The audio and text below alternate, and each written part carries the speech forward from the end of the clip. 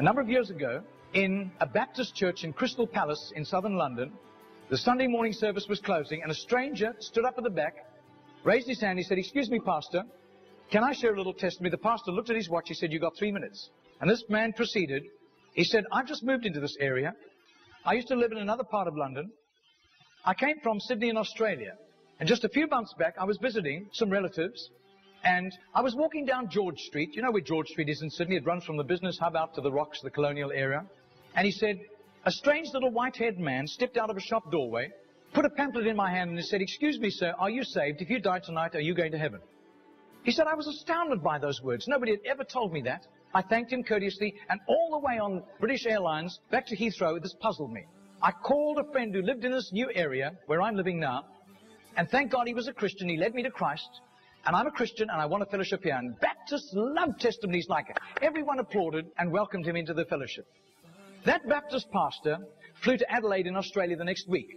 And 10 days later, in the middle of a 3-day series in a Baptist church in Adelaide, a woman came to him for counseling, and he wanted to establish where she stood with Christ. And she said, "I used to live in Sydney.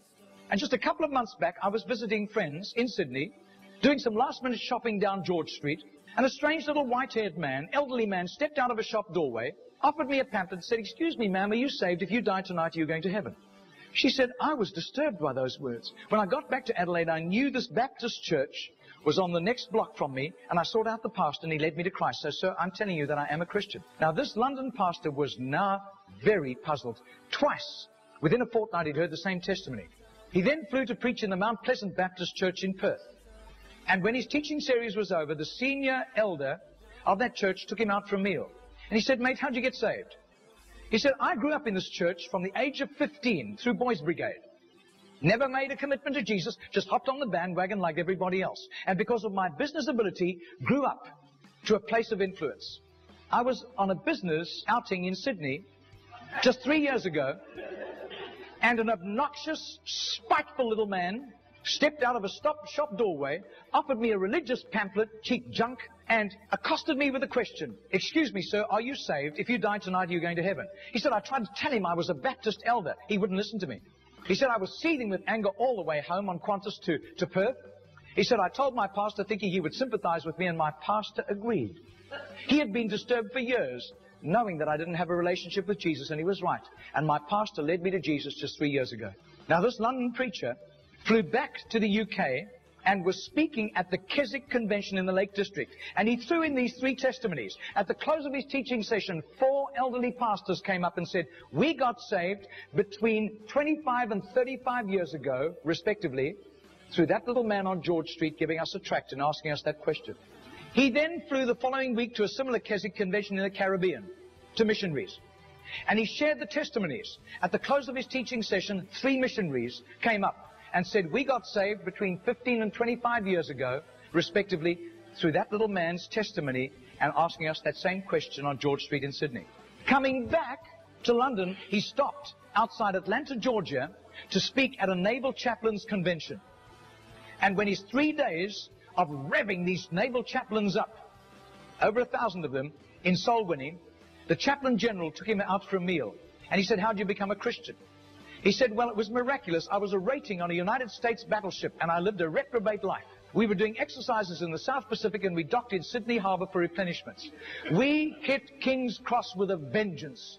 I got blind drunk. I got on the wrong bus, got off in George Street, and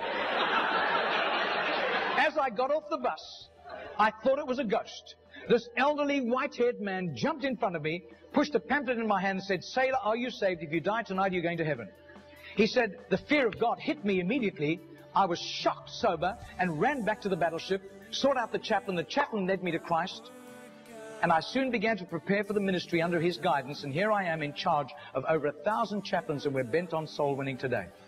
That London preacher, 6 months later, flew to do a convention for 5,000 Indian missionaries in a remote corner of northeastern India, and at the end, the Indian missionary in charge, a humble little man, took him home to his humble little home for a simple meal. And he said, "How did you, as a Hindu, come to Christ?" He said, "I was in a very privileged position. I worked for the Indian diplomatic mission, and I traveled the world, and I am so glad for the forgiveness of Christ and his blood covering my sin, because I'd be very embarrassed if people found out what I got into. He said, one bout of diplomatic service took me to Sydney. And I was doing some last-minute shopping laden with parcels of toys and clothing for my children, walking down George Street. And this courteous little white-haired man stepped out in front of me, offered me a pamphlet, and said, "Excuse me, sir, are you saved? If you die tonight, are you going to heaven?" He said, I thanked him very much, but this disturbed me.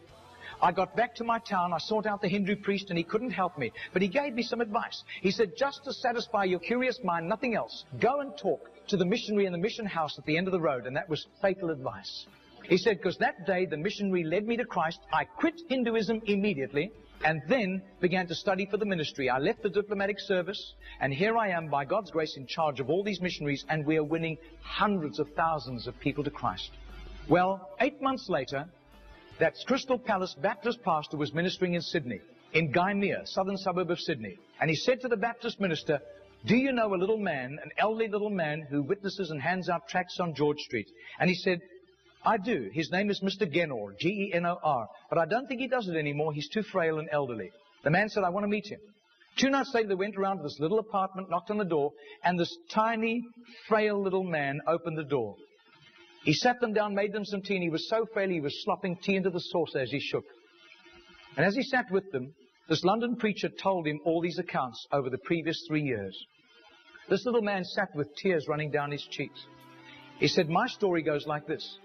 He said, I was a rating on an Australian warship, and I lived a reprobate life, and in a crisis, I really hit the wall, and one of my colleagues, whom I gave literal hell, was there to help me. He led me to Jesus, and the change in my life was night to day in 24 hours, and I was so grateful to God.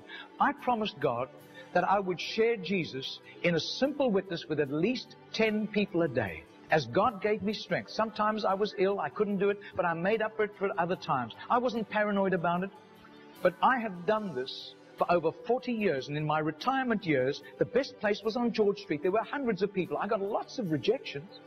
But a lot of people courteously took the tracts. And he said, in 40 years of doing this, I've never heard of one single person coming to Jesus until today. Do you know, I would say that has to be commitment. That has to be just sheer gratitude and love for Jesus to do that, not hearing of any results. Margarita did a little count. That's 146,100 people. That simple little non-charismatic Baptist man influenced somehow to Jesus. And I believe what God was showing that Baptist minister was the tip of the tip of the tip of the tip of this iceberg. Goodness knows how many more had been arrested for Christ and were doing huge jobs out in the mission field. Mr. Genor died 2 weeks later. And can you imagine the reward he went home to in heaven? I doubt if his face would ever have appeared on Charisma magazine. I doubt if there would ever have been a write-up with a photograph in Billy Graham's Decision magazine, as beautiful as those magazines are. Nobody except a little group of Baptists in southern Sydney knew about Mr. Genor. But I'll tell you, his name was famous in heaven. Heaven knew Mr. Genor. And you can imagine the welcome and the red carpet and the fanfare he went home to when he arrived in glory. I would go to the end of the